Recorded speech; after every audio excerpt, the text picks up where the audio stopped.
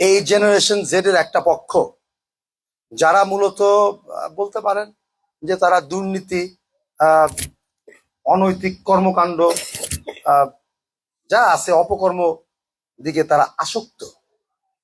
তারা তাদের পোলাপাইনরা 20-22 বছর পোলাপাইন ভার্সিটি শেষ করে জীবন একটা চাকরিও করে নাই, একটা চাকরিও করে নাই, কিন্তু তারা উপজেলা অফিসে বয়া বয়া এক এক অফিসের এক এক অফিসার করে, মানে যা তা যেভাবে সিস্টেম কইরা কাজ বাজ যা আছে ধান্দা হেরা জানে ভাই। আমি তো এগুলো বুঝিও না, আপনারা কি বুঝবেন আল্লাহ জানে।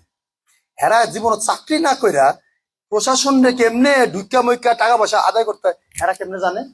একটা 22 বছরের পোলা, কাকা আপনি আপনি জানেন এই প্রশাসনে যায়া কিউনোর থেকে একটা 1% কাম কেমনে আদায় করতে পারে, এটা জানেন আপনি? আমার তো মনে হয় না। হ্যাঁ বেটারা কেমনে জানে যে টাকা কেমনে আসে? ওই 1% টাকা, 2 লাখ টাকার চেক দেয়, চেক ক্যাশ হয়ে জায়গা, ইঞ্জিনিয়ারকে টাকা পয়সা দিয়া দেয়, কাজ আর দেখতে হয় না, টাকা পুরোটা পকেটে জায়গা। কোটি কোটি টাকা, এরকম কোটি কোটি টাকা। যেরকম আমাদের থানা ইঞ্জিনিয়ার এখন তো সে আহ, মানে বদলি হয়ে গেছে, তার প্রায় 1 বছরে কত 2-2.5 কোটি টাকার 1%-এর কাজ কোনো কাম ছাড়াই ছেড়ে দিছে। এগুলো কারা করছে? বিএনপির পোলাপাইন তো করে নাই।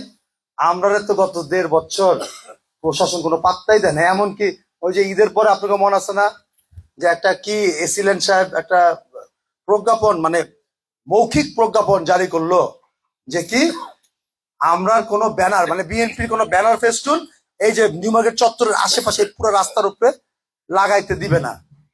কি মানে কোনো লিখিত কোনো প্রজ্ঞাপন না। আপনারা বুঝতেছেন কি রকমের ক্ষমতা অপব্যবহার, কি রকমের স্বৈরাচারের স্টাইলের রাজনীতি এখনো চলতেছে? আপনারা জানেন, আপনারা